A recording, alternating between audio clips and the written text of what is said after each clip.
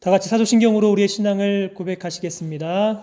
전능하사 천지를 만드신 하나님 아버지를 내가 믿사오며 그 외아들 우리 주 예수 그리스도를 믿사오니 이는 성령으로 잉태하사 동정녀 마리아에게서 나시고 본디오 빌라도에게 고난을 받으사 십자가에 못 박혀 죽으시고 장사한 지 사흘 만에 죽은 자 가운데서 다시 살아나시며 하늘에 오르사 전능하신 하나님 우편에 앉아 계시다가 저리로서 산자와 죽은 자를 심판하러 오시리라.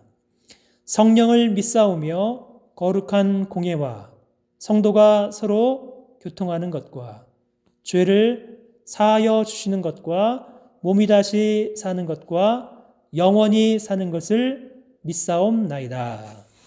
아멘. 오늘 하나님 말씀은 구약성경 시편 15편, 구약성경 811면에 있는 시편 15편 말씀입니다. 그 예배자는 누구인가? 제가 봉독하겠습니다. 여호와여, 주의 장막에 머무를 자 누구 오며 주의 성산에 사는 자 누구 오니이까?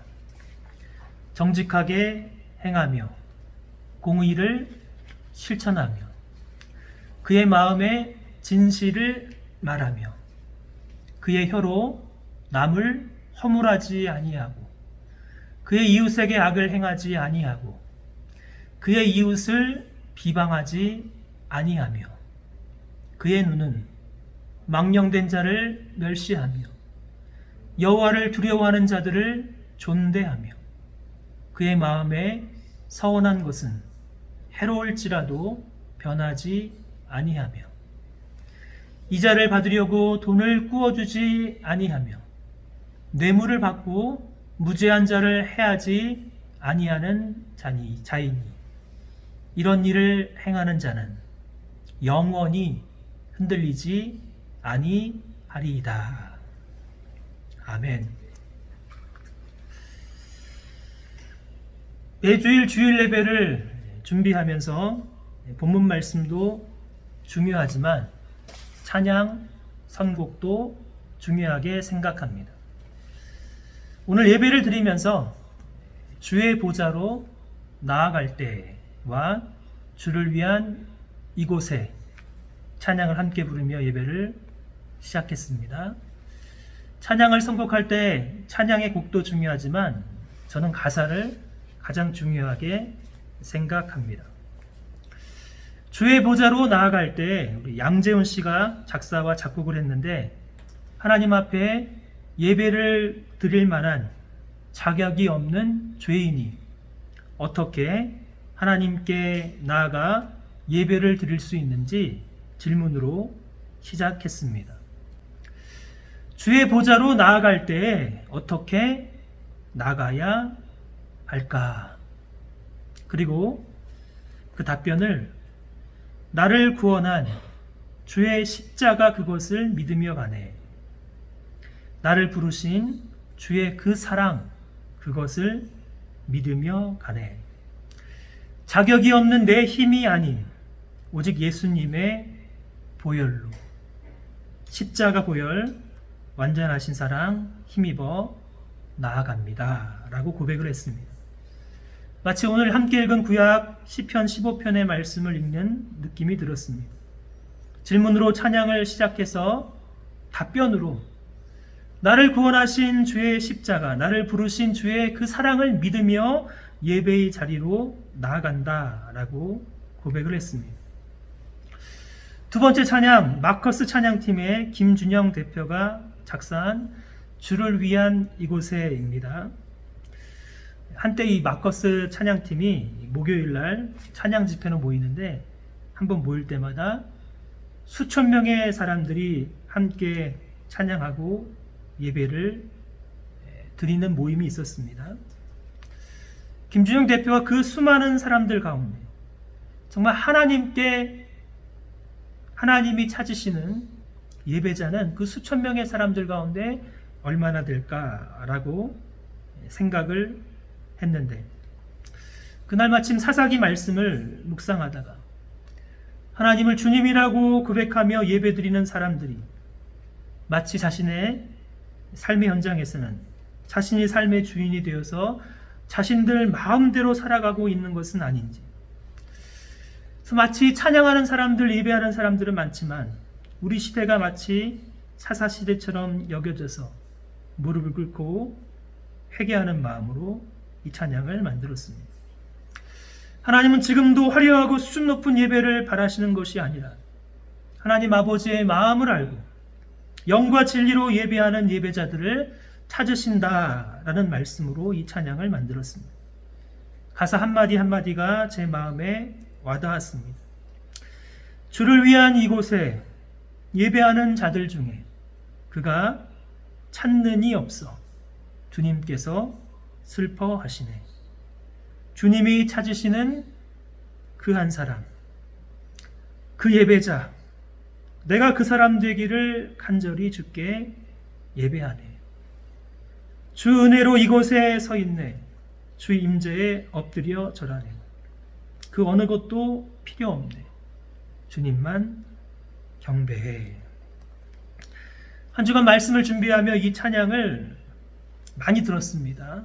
가사를 생각하면서 과연 나는 정말로 하나님이 찾으시는, 하나님이 원하시는 그 한 사람인가 저에게 스스로 물으며 이 찬양을 올려드렸습니다. 사랑하는 우리 갈릴리 장로교회 성도 여러분, 오늘 주일 예배를 드리시면서 어떠한 마음으로 이 자리에 나아오셨는지, 어떠한 자격으로 예배의 자리에 나아오셨는지요.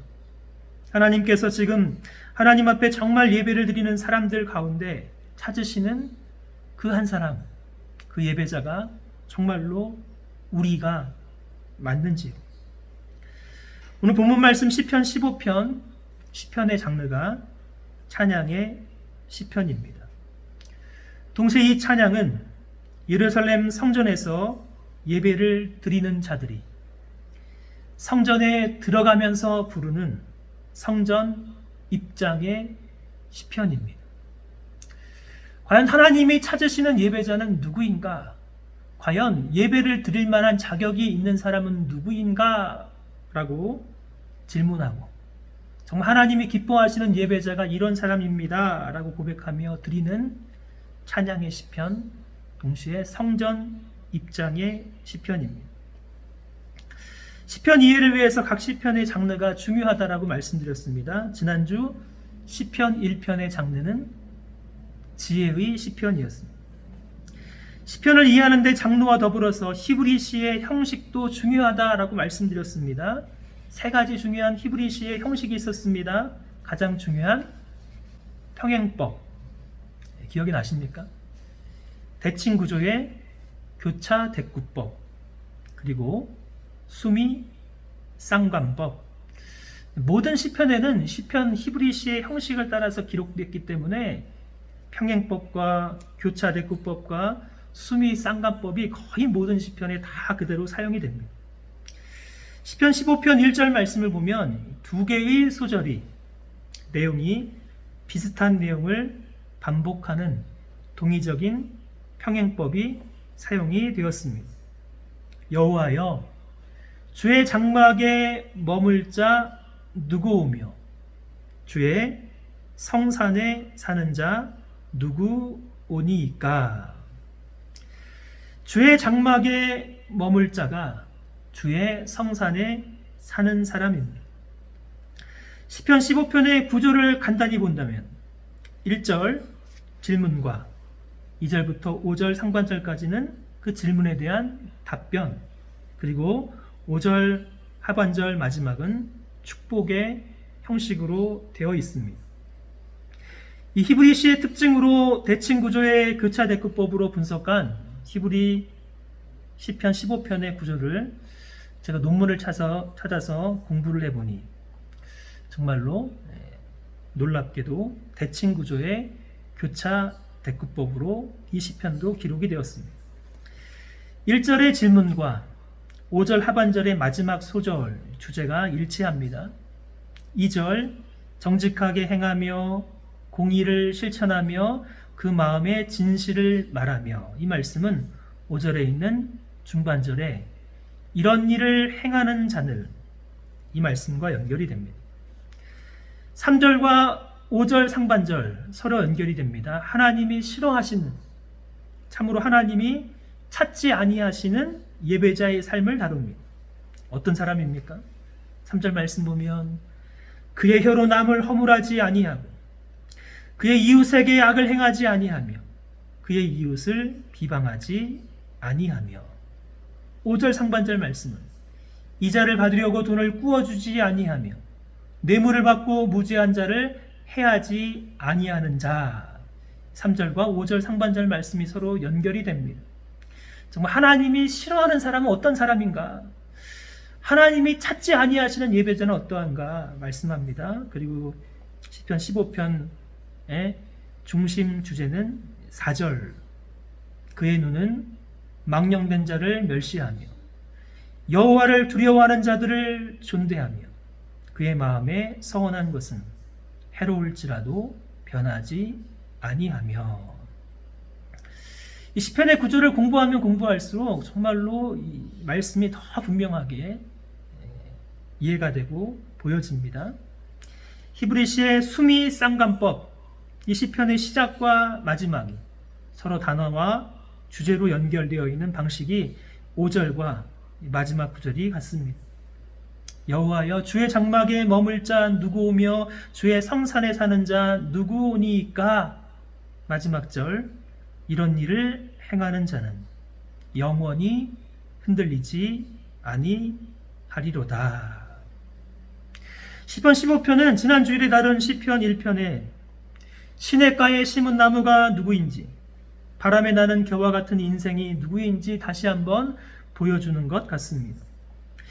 주의 장막에 머물 수 있는 예배자, 주의 성산에 사는 그 사람은 바람이 불어도 한 번에 날아가는 겨 같은 인생이 아니라 영원히 흔들리지 아니하는 시냇가에 심겨진 나무와도 같은 그 예배자라고 말씀합니다.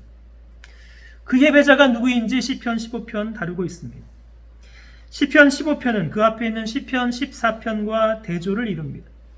시편 14편은 하나님이 없다라고 주장하면서 자신의 마음대로 의인을 괴롭히는 참으로 어리석은 자에 대한 탄식의 시편이라며, 시편 15편은 하나님을 인정하며 하나님께 합당하게 예배하는 참된 예배자, 그 사람은 누구인가를 다루고 있습니다. 1절 내용을 보면 두 가지 질문이지만 같은 질문입니다. 여호와여, 주의 장막에 머무를 자 누구 오며 주의 성산에 사는 자 누구 오니이까? 같은 질문이지만, 두 가지 질문이지만 내용이 같은 동의적 평행법의 질문입니다. 주의 장막에 머무를 자, 주의 성산에 사는 자, 같은 의미입니다. 주의 장막에 머무르는 것이나 주의 성산에 사는 것의 목적은 성전에서 하나님께 드리는 제사이며 곧 하나님께 드리는 예배입니다. 하나님께 참된 예배를 드릴 수 있는 그 예배자는 누구인가? 라고 질문하고 있습니다. 거룩하신 하나님의 임재의 장소인 성전에 들어가기 전에 성전으로 들어갈 준비를 하면서 먼저 성전 뜰에서 이스라엘 백성들은 이 시편을 부르면서 성전에 들어갔습니다. 자신을 돌아보면서 나는 과연 성전에서 하나님께 제사하며 예배를 드리기에 합당한 사람인가 스스로 질문하는 것입니다. 그러므로 예배의 자리에 나아갈 때마다 스스로 자신에게 이 질문을 해야 한다라고 말씀하고 있습니다. 나는 과연 참된 예배자인가? 나는 과연 거룩하신 하나님께 예배를 드릴 만한 자격이 있는 사람인가? 누가 과연 하나님께 예배를 드리기에 합당한 사람인가 스스로 질문하며 성전에 나아가는 것입니다. 시편 15편의 말씀에 귀를 기울이면 누가 참된 예배자인지, 하나님께서는 어떠한 예배자를 찾으시는지, 하나님은 어떤 예배자의 예배를 받으시는지 알 수 있습니다. 시편 15편에서 해답을 주고 있는 말씀을 보면 예배를 드리는 예배자의 모습은 예배를 드릴 때 나타나는 것이 아니라 그 예배자의 일상의 삶에서 나타나는 모습이 그 예배자가 참된 예배자인가 그렇지 아니한 예배자인가 말씀하고 있습니다. 1절의 질문에 의해서 2절부터 5절까지 말씀을 보면 구조가 첫 번째의 긍정과 부정, 두 번째의 긍정과 부정의 모습으로 나타나는데 자세히 세어보면 모두 10가지의 모습이 일상의 삶에서 나타난다는 것입니다. 마치 출애굽기에 시내산에서 하나님과 언약을 체결한 백성들에게 주신 10가지 계명, 10계명의 말씀처럼 보입니다. 10가지이지만 크게 구분해 본다면 무엇과 연관되어 있냐면 예배를 드리는 사람의 발, 예배를 드리는 사람의 혀, 예배를 드리는 사람의 눈, 예배를 드리는 사람의 돈, 이렇게 크게 4가지로 구분할 수 있습니다. 참된 예배자는 예배자의 일상의 삶 속에서 나타내야 하는, 반드시 나타내야 하는 긍정적인 삶의 모습과 반드시 하지 말아야 하는 부정적인 삶의 모습이 있습니다. 그 중에 첫 번째 2절 말씀, 성경을 열어서 2절 말씀 같이 한번 읽겠습니다. 하나님이 찾으시는 예배자는 누구인가? 2절, 정직하게 행하며 공의를 실천하며 그의 마음에 진실을 말하며. 3개의 동사를 살펴보면 행하며, 실천하며, 말하며, 영어 성경에는 works, 그 다음에 works, 그 다음에 speaks 이렇게 되어 있습니다. 이 단어는 예배를 드리는 그 시간, 예배를 드리는 그 자리에서의 모습이 아닙니다. 성전에서의 예배의 자리가 아니라 성전에서 예배를 드리기 전에 일상의 삶의 모습을 말합니다. 일상에서 어떠한 삶의 길을 걸었는가? 일상에서 어떻게 행했는가? 일상에서 어떻게 말했는가? 예배의 자리만이 아니라 예배의 자리에 나아가는 일상의 삶이 하나님께서 우리 예배를 받으시기에 너무나도 중요하다는 것입니다. 그러기 일상의 삶의 현장에서 정직하게 행하며 공의를 실천하며 그의 마음의 진실을 말하는 것이 성전에서 하나님께 예배의 자리에 나아가는 자의 마땅한 모습이다라고 말합니다. 첫 번째, 무엇과 연관되어 있냐면 발과 연관이 되어 있습니다. 정직과 공의로운 삶. 정직하게 행하며, 이것을 히브리어 문자로 번역하면 완전하게 걸어간다. 그러기에 발과 연관되어 있습니다. 이 땅을 걸어가는 삶이 지난주에 시편 1편의 1절 고백처럼 악인들의 꾀를 따라 걷지 아니하며 그는 이 땅에서 정직하게 걸어갑니다. 창세기 6장 8절과 9절 말씀 보면 악한 세대에서 하나님과 동행하는 삶을 살았던 노아의 모습이 나옵니다. 그러나 노아는 여호와께 은혜를 입었더라. 노아는 의인이요 당대의 완전한 자라. 그는 하나님과 동행하였으며 노아는 악한 세상에서 하나님의 은혜를 입었습니다. 하나님의 은혜를 입은 자의 삶은 일상의 삶에서 자신의 마음대로 살아가지 않습니다. 그는 의로운 삶을 살아갑니다. 노아 주변의 사람들이 노아가 어떻게 살아갔는지, 노아가 어떻게 걸어갔는지 노아는 당대에 완전한 자로 살아갔다라고 보여주고 있습니다. 노아의 일상의 삶은 하나님과 함께 걸어가는, 동행하는 삶이 얼마나 정직한 삶인지 보여주고 있습니다. 발과 연관되어 있는 것입니다. 공의를 실천하며. 의로우신 하나님의 성품이 공의입니다. 삶 속에서 의로운 일을 적극적으로 실천하는 삶을 말하는 것입니다. 하나님께 예배를 드리는 예배자의 삶에는 예배하는 공의로우신 하나님을 닮은 의로운 행함이 반드시 있습니다. 그렇게 다윗은 아들 솔로몬, 다음 세대를 이어갈 아들 솔로몬을 위하여 두 가지 기도 제목을 가지고 시편 72편 1절과 2절에서 기도하고 있습니다. 하나님이여, 주의 판단력을 왕에게 해주시고 주의 공의를 왕의 아들에게 주소서. 그가 주의 백성을 공의로 재판하며 주의 가난한 자를 정의로 재판하리니. 다음 세대를 이끌어갈 왕으로 다스릴 통치자에게 가장 필요한 두 가지 자질이 판단력과 함께 공의를 구하는 기도였습니다. 공의는 올바름, 곧음으로 번역할 수 있는 히브리어 체데크, 하나님의 사람에게 가장 중요한 삶의 자세입니다. 공의를 실천하는 사람은 자신보다 연약하고 부족한 사람을 그냥 둘 수가 없는 사람입니다.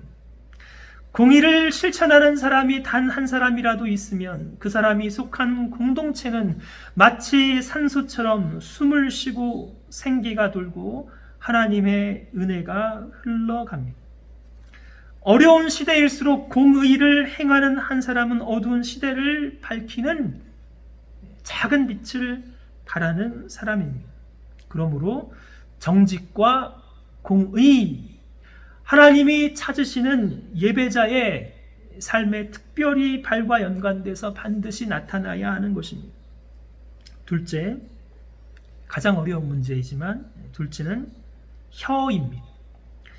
마음의 진실을 말하는 사람, 마음속에 두 마음을 품는 것이 아니라 그 마음이 견고하고 믿을 만한 사람입니다. 마음이 믿을 만한 사람의 입술은 믿을 만한 마음과 다르지 않습니다. 그가 말하는 것은 참으로 믿을 만합니다. 3절 말씀 보면 2절의 중요한 동사를 부정하며 참된 예배자의 삶 속에서 나타나지 말아야 할 모습을 특별히 혀와 연관해서, 말과 연관해서 말씀하고 있습니다. 어떤 사람입니까?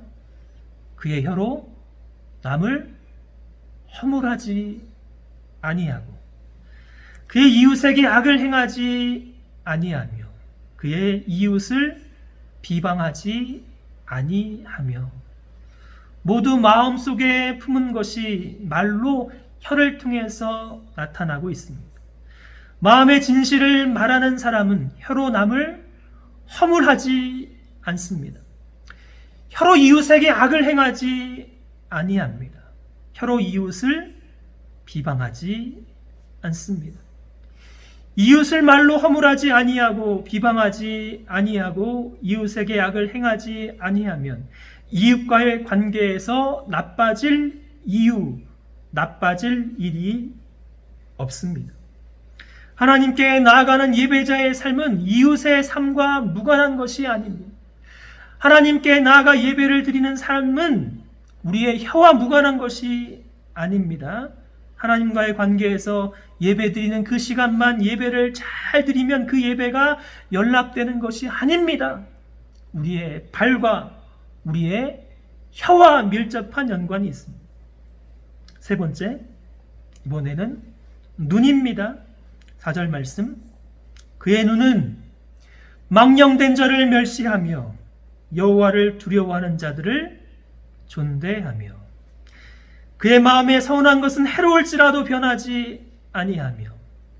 예배자의 눈은 사람의 관점, 세상의 관점이 아니라 하나님의 관점으로 자신과 사람을 바라봅니다. 세상의 관점에서 존경의 대상은 그 사람이 얼마나 돈이 많은 사람인가 이것을 보지만 참된 예배자의 눈에는 그 사람이 가진 것으로 사람을 평가하지 않습니다. 그 사람이 얼마나 하나님을 경외하는 사람인가가 중요합니다. 망령된 자, 하나님을 경외하지 않는 어리석은 사람입니다. 예배자의 눈에는 하나님을 경외하지 아니하는 망령된 자를 거부합니다. 반면에 하나님을 경외하는 자를 참으로 존귀하게 여깁니다. 하나님을 두려워하는 참된 예배자는 하나님께 성원한 것이 자신에게 해가 된다 할지라도 변경하지 않습니다. 하나님과 약속한 그 약속을 소중하게 생각합니다. 현재의 상황에 나의 이익보다 하나님과의 약속이 더 중요한 사람입니다. 그러므로 그는 항상 상황에 따라서 변화하는 믿을 수 없는 사람이 아니라 그 사람은 참으로 신뢰할 만한 사람, 그러한 눈으로, 하나님의 눈으로 사람을 바라보는 사람입니다. 마지막으로는 돈. 참된 예배자의 삶 속에서 나타나지 말아야 하는 모습으로 돈을 가장 중요하게 여기는 태도입니다. 그는 이자를 받으려고 돈을 꾸어주지 아니하며 뇌물을 받고 무지한 자를 해하지 않습니다. 공동체에서 돈이 필요한 사람 누구입니까? 어렵고 힘들고 곤궁한 사람입니다. 예배자는 형제의 공공함을 이용해서, 형제의 가난함을 이용해서 돈을 벌려고 하지 않습니다. 그는 뇌물을 받고 불의를 눈감아 주지 않습니다. 오히려 돈이 없는 자는 꾸어주고 무지한 자의 편에 서 있습니다. 이것이 세상과는 얼마나 차이가 나는지요. 누가 주의 장막에 머물 수 있는 사람, 누가 주의 성산에 설 수 있는 사람입니까? 하나님이 받으시는 예배와 예배자가 살고 있는 삶은 결코 무관하지 않습니다. 그는 예배당에서만이 아니라 삶의 예배의 자리에서 발로는 거룩을 추구하며 하나님 앞에 정직과 공의를 행합니다. 그는 하나님과의 관계만이 아니라 이웃과의 관계도 소중히 여깁니다. 그러기에 그의 말과 입은 항상 진실을 말하며 말로 사람을 공격하지 아니하며 허물을 들추지 아니하며 말로 사람을 비난하지 않습니다. 그의 눈에는 하나님을 망령되이 여기는 어리석은 자를 경멸하나 하나님을 경외하는 사람은 참으로 귀하고 귀하게 여깁니다. 그의 삶은 돈 버는 일로 공동체를 망가뜨리지 아니하고 공동체에 연약하고 부족한 사람을 세워주고 있는 사람입니다. 시편 15편의 결론의 말씀, 참된 예배자의 삶을 살아가는 자에게 주시는 우리 하나님의 약속이 있습니다. 어떠한 약속입니까? 5절의 하반절 말씀, 이런 일을 행하는 자는 영원히 흔들리지 아니하리이다. 우리 같이 한번 읽습니다. 시작. 이런 일을 행하는 자는 영원히 흔들리지 아니하리이다. 신약성경 누가복음 18장 9절 말씀 보면 그때도 예루살렘 성전에 올라가서 예배를 드리며 기도하던 두 사람이 있었습니다. 바리새인과 세리였습니다. 우리 하나님은 누구의 예배와 누구의 기도를 들으셨습니까? 바리새인은 이렇게 기도하였습니다. 바리새인은 서서 따로 기도하여 이르되 하나님이여 나는 다른 사람들 곧 토색, 불의, 간음을 하는 자들과 같지 아니하고 이 세리와도 같지 아니함을 감사하나이다. 나는 일에 2번씩 금식하고 또 소득의 11조를 드리나이다. 바리새인은 일주일에 2번이나 금식하는 열정적인 기도자, 열정적인 예배자처럼 보였습니다. 소득의 10분의 1, 11조도 하나님께 드리는 참으로 헌신적인 예배자처럼 보였습니다. 반면에 그 바리새인과 달리 세리는 이렇게 기도합니다. 세리는 멀리 서서 감히 눈을 들어 하늘을 쳐다보지 못하고 다만 가슴을 치며 이르되 하나님이여 불쌍히 여기소서. 나는 죄인이로소이다.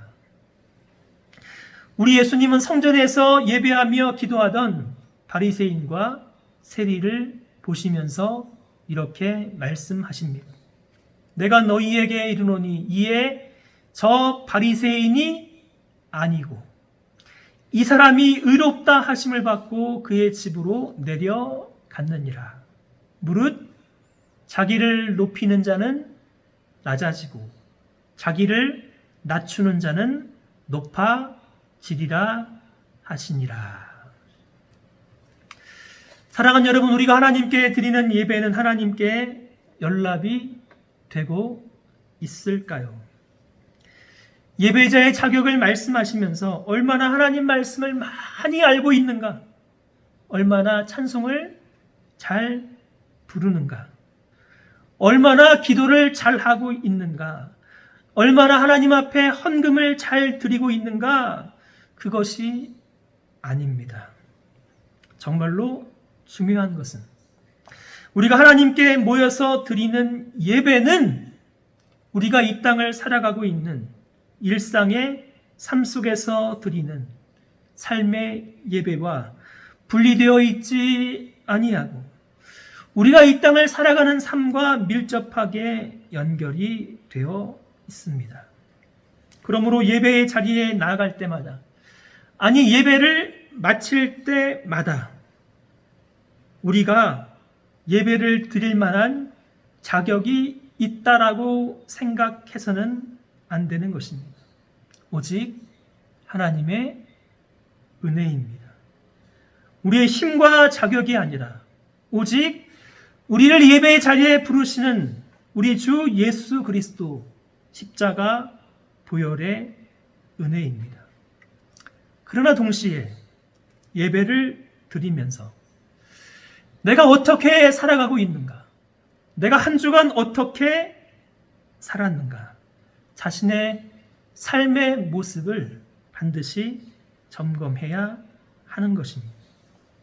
우리의 발, 우리의 마음, 우리의 혀와 입, 우리의 눈, 우리의 돈, 우리와 하나님과의 수직적인 관계만이 아니라 함께 더불어 살아가는 이웃과의 관계도 하나님께 연락되는 참된 예배자의 삶을 살아가게 하옵소서.